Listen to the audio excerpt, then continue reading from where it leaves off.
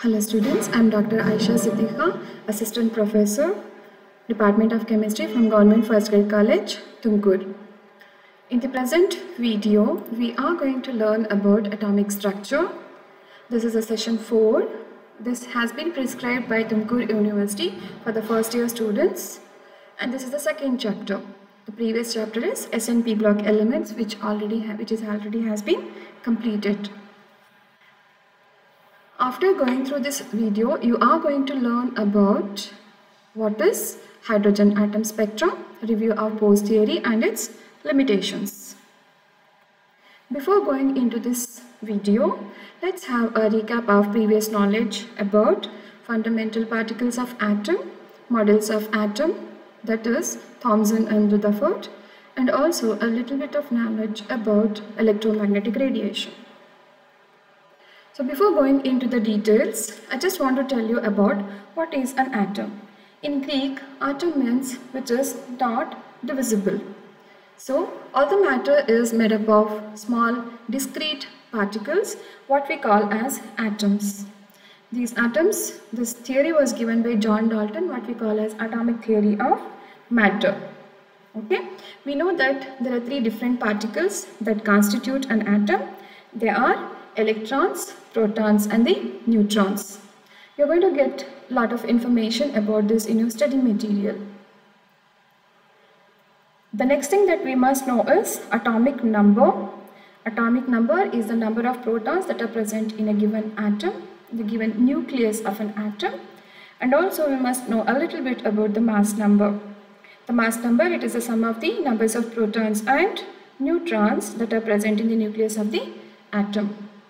The next thing that we must know about is the fact that the earlier models of atoms were proposed by Rutherford, and also the other model was proposed by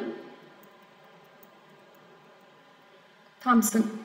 Thomson's model is known as plum pudding model, wherein he considered the electrons and the positively charged protons being distributed uniformly, or what we can say randomly, inside an atom, just like a plum pudding model. And Rutherford later on gave us another model which was based on the alpha scattering experiment. According to this model,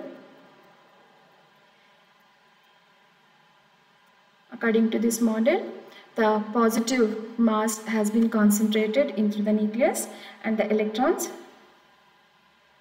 they revolve around it. Okay, but there were certain background drawbacks for this particular model, because of which the Bohr's model was proposed. Before going into the Bohr's model, we must know what is emission spectrum of hydrogen. And this spectrum is recorded using a sample of hydrogen gas taken in a discharge tube under low pressure. When it is subjected to electric discharge, the hydrogen molecules, they dissociate and get excited and produce electromagnetic radiation having discrete frequencies. And this is seen by the glow on the discharge tube. Emission spectrum of hydrogen, when we examine this very closely, we see that the emitted radiation is having 5 series of sharp lines in 3 different regions, and each region has been named after different discoverer, like what we have Balmer series, the Lyman series, etc. This pattern which has been obtained has been called as hydrogen spectrum, and each line of the spectrum, it corresponds to a radiation of definite wavelength.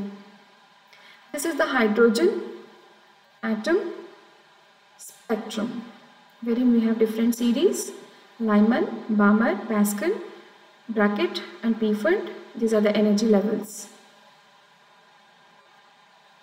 These 5 lines of the hydrogen spectrum, it can be assigned to different regions like this. The Lyman corresponds to ultraviolet region, Balmer corresponds to the visible, Pascal to the infrared, Brackett infrared, as well as the Pfund also to the infrared.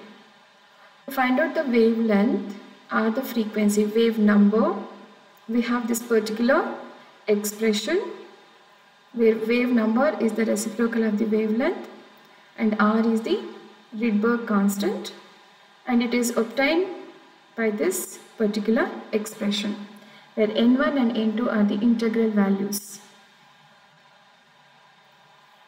So when an electron falls from higher energy level n2 to a lower energy level, radiation is emitted, and that is given by the Rydberg constant, or otherwise also known as Rydberg-Ritz combination principle, which explains this. So what is it? It states that the wave number nu bar, what we have seen just now, okay, it is expressed as a combination of two numbers n1 and n2, where n1 is fixed and n2 is variable. Let's go back to this spectrum. Here we can see that we have different series here. So one of the number which is fixed here, and these are all variables. So these are the different transitions that occur from higher level to this lower level.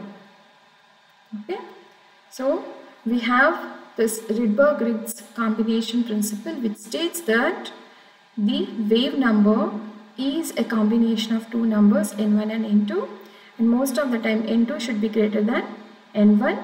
Mathematically it can be represented as this. Now people were not able to explain the based on previous models, that is Rutherford's model, they were not able to explain the hydrogen atom spectrum. For that, after going through that spectrum, Bohr came up with his own theory, which is known as Bohr's atomic theory. He proposed a model for this particular atom, and he based his theory on certain assumptions. According to Bohr, these are the postulates.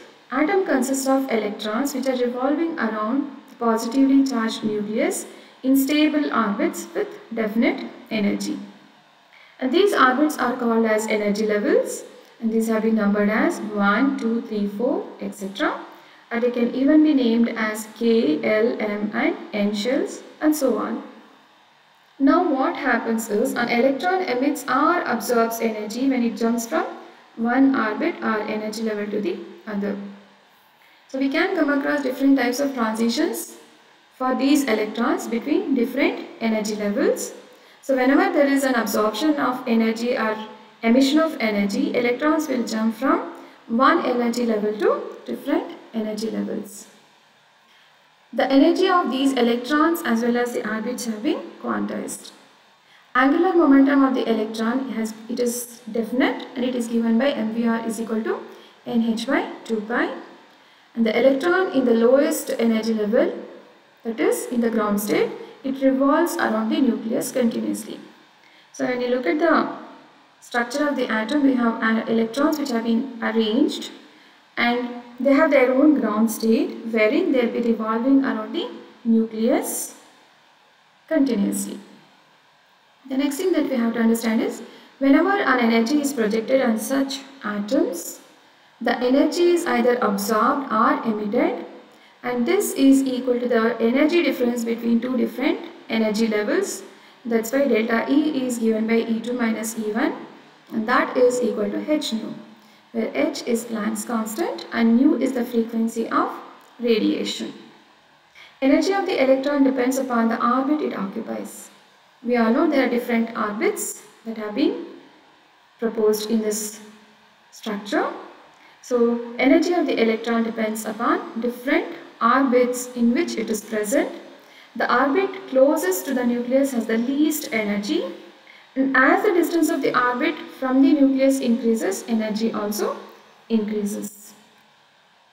Now there is one problem on this particular concept, that is, if you want to find out the wavelength in Armstrong, okay, let us find out how do we do this one. So we have different series, but here in this particular problem we have the Balmer series that is associated with a drop of electron.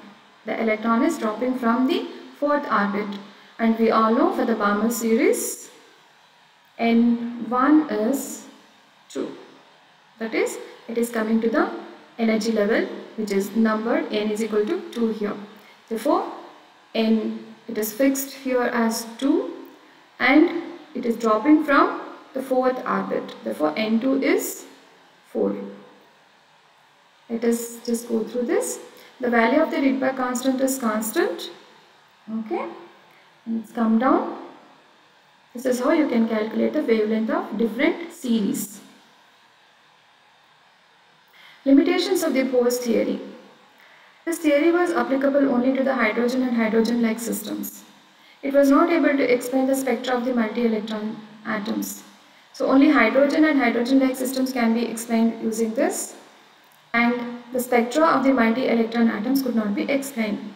Apart from that one, the splitting of the lines could not be explained, and this is known as Zeeman effect as well as the Stark effect.